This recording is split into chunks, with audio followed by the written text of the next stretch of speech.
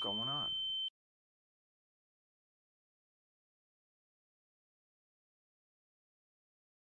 Yo, what's going on? Your boy Fred Collins Jr. back with another episode of Suburban Wasteland.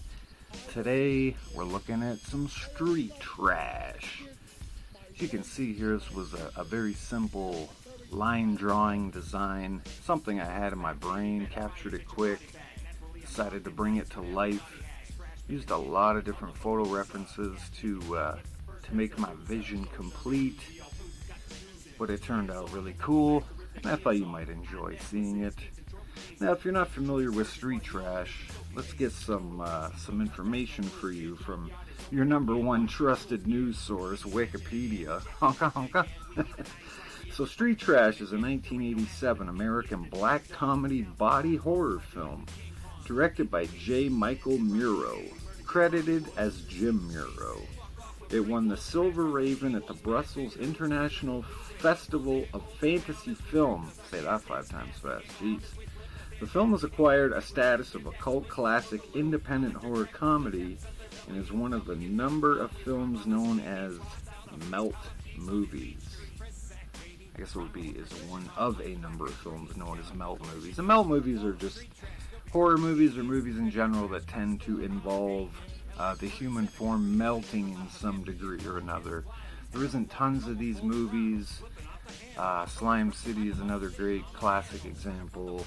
But there's some goldies out there. You can go dig them up. Now, if you weren't familiar with Jim Muro, he is actually a BAFTA award-nominated cinematographer and director, known primarily for his Steadicam work. Now, the Steadicam work he did on Street Trash in particular,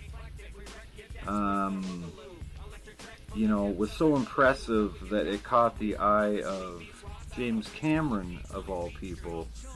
And Jim ended up doing a lot of Steadicam work for James Cameron on films such as The Abyss, Terminator 2, Judgment Day, True Lies, Titanic, the list goes on and on.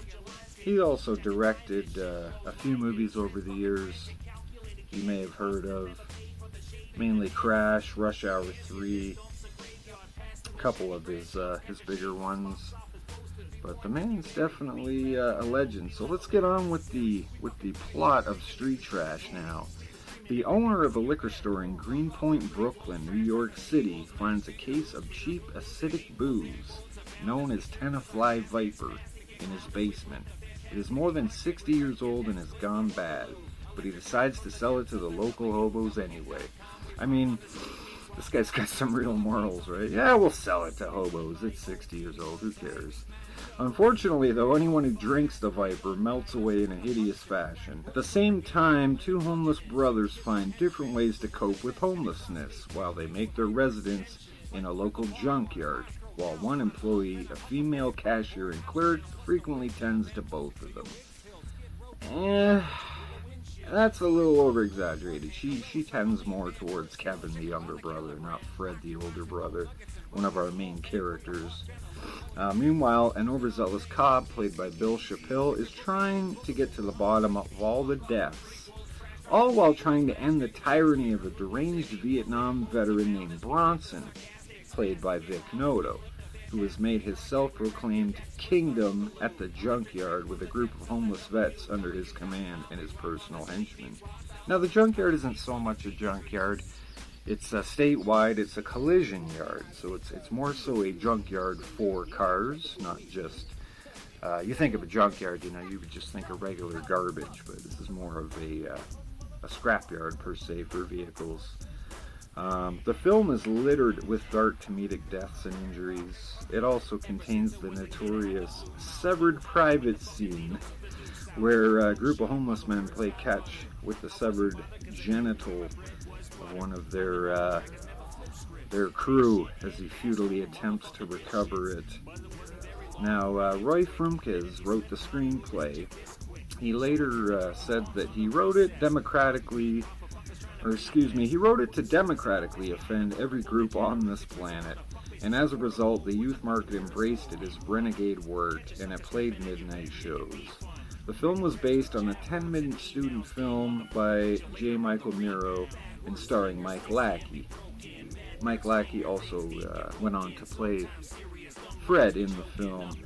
Bryan Singer also worked on this film as a grip, which is a little bit of a noteworthy thing. Now, if you're familiar with Bryan Singer, might have been a grip at the time. He went on to be a director, producer, screenwriter, founder of Bad Hat Harry Productions, and most noteworthy, a lot of sexual abuse allegations in the last 20 years. So, we'll leave it at that. There are some deleted scenes in this film, including a junkyard dance sequence and a subplot involving the relationship between Fred and Bronson. These sequences are included in the documentary Meltdown Memoirs. Now, if you haven't seen the documentary, I definitely suggest getting your hands on it, or even just, try to watch it on YouTube or something. Myself, personally, I ordered it immediately when it was available a few years ago.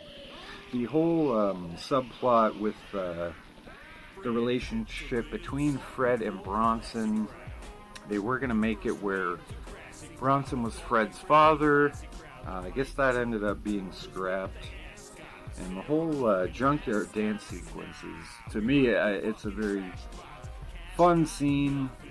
It's got its own brilliancy, but I can see where it wouldn't fit in with the movie so much. As far as releases go, it was a limited release theatrically throughout the United States in 1987, and was released on VHS the same year. Now, I remember seeing some stills for this film in Fangoria magazine back in 1987, and thinking it was very impressive FX work that I was seeing in these pictures for a film that essentially was being billed as no budget or low budget. Unfortunately, back in the 80s, being a kid, things weren't quite as readily as available as they are today. And believe it or not, from seeing that in 1987, it took me over 20 years to finally get my hands on this film. You heard that correctly, 20 years. I did not see Street Trash until about 2007 or so, with the age of downloading and torrents, and it was, one of the first things I had to get my hands on. I started going through old magazines looking for ideas of stuff to download. Saw that and was like, I have to get this. And of course, it just immediately became one of my favorite movies, which could seem odd to some people because it's really not a great film. It's definitely dark comedy, but there's some things in there that could be frowned upon by today's standards. But myself, personally, I think it's a brilliant piece of cinema. Definitely a cult classic. 2005 marketed the all-new digital remastered version of the film. Included with the DVD was a sticker-type label of the Tenafly Viper wine, which appeared in the film. I do have one of those stickers on my fridge. In 2006, a second release by Synapse Films was announced, featuring the documentary Meltdown Memoirs by writer Roy Frumkes, and that's the version I got. It also contains interviews with most of the surviving cast and crew, with the odd exception. And it contains the original 16mm short version of Street Trash, which, like I said, was originally a 10-minute movie. So that's definitely noteworthy and worth checking out. And in 2010, Arrow Video released a 2-DVD set in the UK featuring the documentary Meltdown Memoirs, along with previously unavailable featurette with Jane Arakawa and the booklet 42nd Street Trash, The Making of the Melt. And that was written by Callum Waddell. Since then, the movie's been released also on Blu-ray in numerous countries. Reception wasn't the greatest. in its initial release. The film does hold a 67% rating now on Rotten Tomatoes, although New York Times writer and critic Walter Goodman claimed there's no redeeming social value, and you don't have to be a Supreme Court nominee to question whether the founders could have foreseen anything like it when they wrote the First Amendment. Other reviewers on the platform consider Street Trash a crude but overlooked dark humor pioneer in the splatter film genre. And that's how I feel myself personally. If you haven't seen Street Trash, you need to get out there and get it. We've got some music today being provided by Cabal and Mock Spitz, aliasly known as Street Trash, a collaborative duo. This artwork is actually for their upcoming third full-length release, Street Trash in 3D.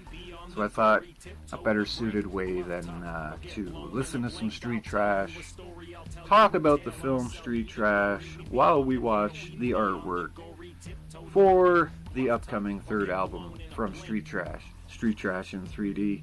Anyways, hope you enjoyed the video. This was a really fun piece of artwork. Poured my heart into this one, definitely, and I'll catch y'all next time, and we'll see what's going on. What the fuck's going on? It was a scum from the junkyard, but we'll be back tonight.